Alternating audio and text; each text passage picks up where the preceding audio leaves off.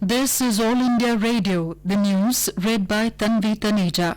Prime Minister Narendra Modi has said that the government is moving towards a strong and new India by balancing nature and economic development, as environment and livestock have always been an important part of India's economic thinking. Speaking after launching a series of initiatives in Mathura this afternoon, Mr. Modi said programs like Swachh Bharat, Jal Jeevan Mission and other agriculture and animal husbandry related schemes reflect this thinking. Mr. Modi said in the last 5 years the government has moved ahead with a new approach on other options related to agriculture. He said to expand India's dairy sector, there is a need for innovation and new technologies. The Prime Minister launched the National Animal Disease Control Program for eradicating the foot and mouth disease and brucellosis in the livestock. The program aims at vaccinating over 500 million livestock, including cattle, buffalo, sheep, goats and pigs, against the disease. The Prime Minister launched National Artificial Insemination Program during the event and Babugarh Sex Semen Facility. He also started Swachhata Hi Seva program, emphasizing the need to put an end to single use of plastic. Speaking on terrorism, the Prime Minister said it has become a global threat whose deep roots are flourishing in our neighborhood. He said India is capable of tackling any challenges.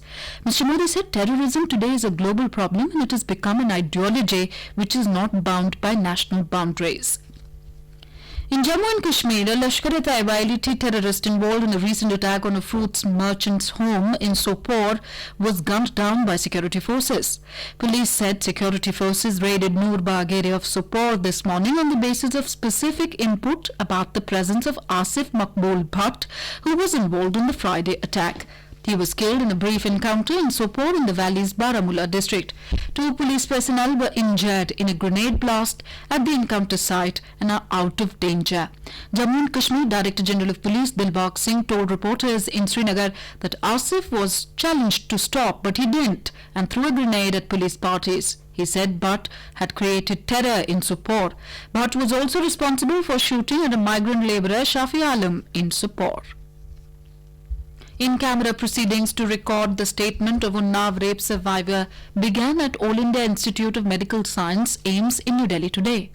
The case pertains to the alleged sexual assault of the woman when she was a minor, AIIMS, where the woman is presently admitted following an accident on the 28th of July. Her statement is being recorded by District Judge Dharmesh Sharma. In a political development in Andhra Pradesh, Telugu Desam Party President N. Chandrababu Naidu and his son N. Lokesh have been placed in preventive detention at their residence to stop them from organizing an agitation in Guntur district in Andhra Pradesh. Simultaneously, some leaders of the ruling YSR Congress were also detained in Guntur as they too gave a call for protest program to counter the TDP cadre. TDP President Chandrababu Naidu had planned to lead a group of people belonging to Palanada region of Guntur district to a village Atmakur. India's permanent representative to the United Nations, Syed Akbaruddin, has said that India supports the United Nations Secretary General's call for direct talks between the Taliban and the Afghan government.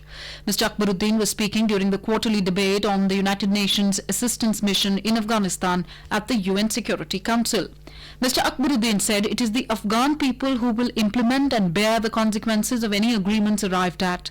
The Indian envoy's statement comes after the United States announced that the peace talks with the Taliban have been cancelled. Earlier, UN Secretary General Antonio Guterres had reiterated his call for direct talks between the Taliban and the Afghan government. Scotland's highest civil court has ruled that British Prime Minister Boris Johnson's suspension of the UK Parliament is unlawful. A panel of 3 judges at the Court of Session gave the ruling in favour of a cross-party group of politicians who were challenging the Prime Minister's move. And Onam, the most popular festival of Kerala, is being celebrated today in all its glory. Keralites across the globe are celebrating their biggest festival with great enthusiasm. It is a 10-day-long festival from Atham to Tirunam. President Ramnath Kovind, Vice President M. Venkaiah Naidu have greeted people on the occasion. And that is the end of this news bulletin.